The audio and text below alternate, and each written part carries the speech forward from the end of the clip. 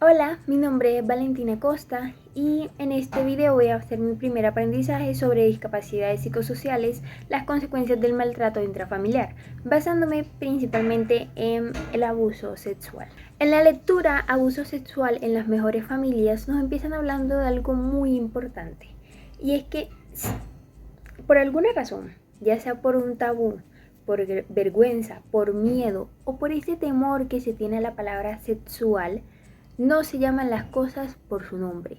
¿Qué quiere decir esto? Que al abuso sexual no se le suele llamar de ese nombre, sino que se intenta minimizar, opacar o darle esa, considerarlo como no importante, para simplemente no hablar del tema, porque es un tema que incomoda y cuando incomoda se prefiere evitar. ¿Qué pasa? Es que se tiene que perder esa idea de querer llamarlo como juego, como equivocación, o es que no, ¿por qué vas a hablar de eso si no es un familiar tuyo, es alguien cercano?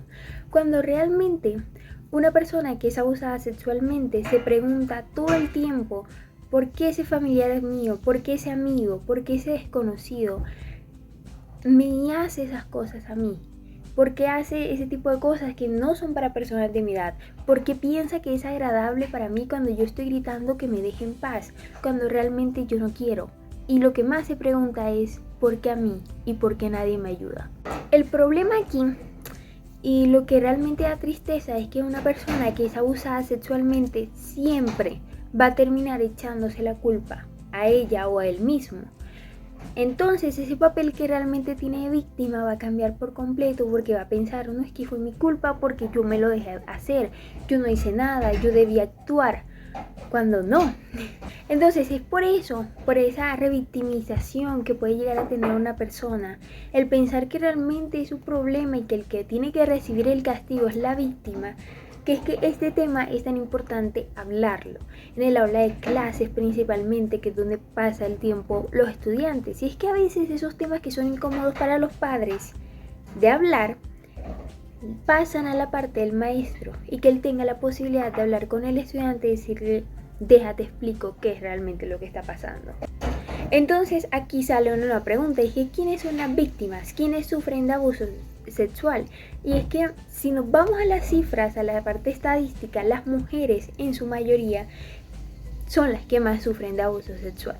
Y es por eso que son las que más tienen miedo de salir a su casa, y que en cualquier momento una persona, por creerse más poderosa, que tiene más fuerza, termine tocando su cuerpo y haciéndole un daño.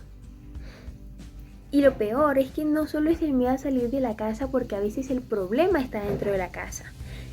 Sin embargo, a pesar de que se esté hablando y se suele hablar mucho del tema de las mujeres, y es por eso que las mujeres siempre salen a luchar por ser libres en algún momento, y que ningún hombre o ninguna mujer las tenga que estar abusando cuando ellas no dan su consentimiento, cuando ellas realmente no quieren. Y a pesar de que esto pase en la mayor parte del tiempo las mujeres, los hombres no se quedan atrás. Los hombres sí pueden ser víctimas de abuso sexual y sí lo han sido. Y con todo este tema de los hombres resulta algo más doloroso. Y es que si para una mujer es complicado hablar, alzar la voz y decir, esta persona abusó de mí y yo quiero que se haga algo al respecto, para un hombre es mucho más complicado. ¿Y quién hace que para un hombre sea más complicado? Los mismos hombres. ¿Por qué? Porque resulta que cuando un hombre dice, ok, sí, tal persona abusó de mí, y lo muestra en sus redes sociales y lo sale al público, lo que la gente hace es aplaudirle. ¡Bravo! Muy bien. Eso es algo que a todos nos gustaría que nos pasara. Te felicito. Y todo se convierte en un chiste, en burlas, y no se dan cuenta que realmente la persona, si lo comentó, es porque está sufriendo, que el abuso sexual no es un juego ni para hombres ni para mujeres. El problema es que se considera que como los hombres tienen que siempre mantenerse fuertes, demostrar su masculinidad, verse como ese sexo que es el poderoso, que es el que no se deja nada, que siempre tiene que defender, cuando escuchan que una mujer abusó de un hombre es como que, no, pero este se dejó, este es bobo, como no hizo nada, él pudo hacer algo. Y realmente no. Tanto el hombre como la mujer que es abusada se encuentran en un momento que están siendo unas víctimas, que no saben qué hacer, que tienen miedo, que están nerviosos, que están confusos, porque realmente no saben ni siquiera lo que está pasando y no saben cómo detener lo que está pasando. No es por gusto, no es algo que se disfruta, no es algo de celebración. Finalmente no, pero otro tema importante que toma este libro es en qué edad le ocurre esto a las personas, si es que no hay edad. Una persona puede ser abusada sexualmente a cualquier edad.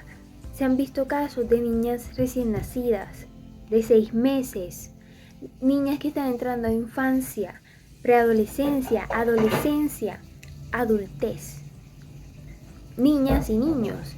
Porque esto lamentablemente le pasa a toda persona. Puede pasarle a cualquier persona en cualquier momento y sin importar su género. Ahora sí, finalmente voy a hablar del síndrome de acomodación del abuso sexual. Básicamente es un síndrome que, como ya lo dice su nombre, que es creado en busca de ese abuso sexual que está aquí en nivel de importancia, de violencia, de maltrato, que es tan doloroso. Vamos a bajarlo, vamos a acomodarlo un poco y que realmente con una que otra palabrita, con una que otro consejito quede aquí en nivel de importancia y que realmente pues no pudo ser tan grave. Y hay muchos casos, hay muchas preguntas que se hacen sobre este tema. Por ejemplo, se sabe que el abusador es una persona realmente buenísima, que hace un excelente trabajo a la hora de manipular la mente de la persona a la que abusó. ¿Por qué? Porque, por ejemplo, se ve el caso de las mujeres. Cuando una mujer es abusada, siempre suele preguntarse, ¿por qué a mí? ¿Qué hice yo para que me pasara esto? No se lo puedo contar a nadie porque qué vergüenza. Y un hombre llega a sentir mucha confusión. Se siente como con esa vergüenza, con eso. ¿Será que sí fue bueno lo que me pasó? ¿O por qué me tuvo que pasar eso a mí? Porque yo sí, porque este no.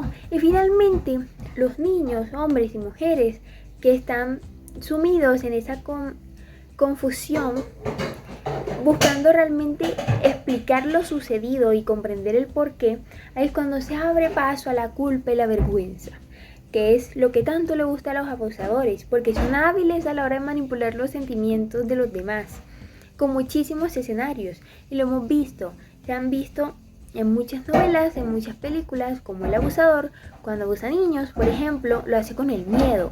No, pero recuerda que tú no tienes que decir nada, a tu mamá nada de esto, porque te va a regañar, te va a castigar, te va a echar la culpa, no te van a dar regalos. O por lo menos para engañarlos, los engañas con dulces, con juguetes y con cosas que ellos les llamen realmente la atención. Lo siguiente que el abusador puede hacer para que este tema no sea tan de importancia y que de alguna manera salvarse, considerando que la persona realmente disfrutó lo que pasó, es que lo estimula a la persona. Estimula áreas de su cuerpo que son las áreas erógenas. Entonces, de esa manera logra que la persona sienta algo que quizás lo puede relacionar con el disfrute, la felicidad, esa sensación de que todo está bien porque está excitada la persona.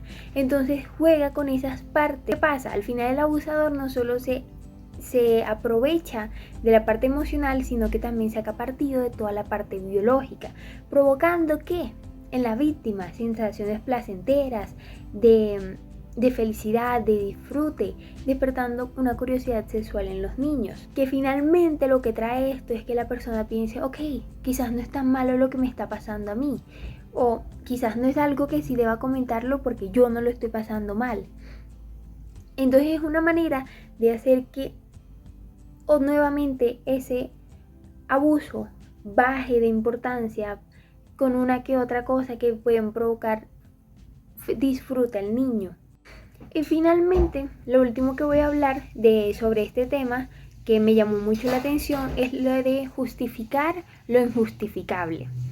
Entonces, aquí es donde el niño, la persona que es abusada, construye una cantidad de creencias propias eh, para poder darle una explicación o para atravesar ese trauma que realmente está viviendo. Entonces, ¿qué busca? Justificar lo que pasó. ¿Y por qué hace esto? Porque a la hora de justificar al adulto, justificar a su abusador, él de alguna manera se protege, se cuida y se resguarda en una burbujita hasta que en algún momento explote. Entonces de esta manera sigue manteniendo todos sus episodios dolorosos, traumáticos, atemorizadores, pero a la vez garantiza esa supervivencia, esa calma, ese afecto por sí mismo a la hora de, ok, quizás se equivocó, quizás realmente no quiso abusar de mí.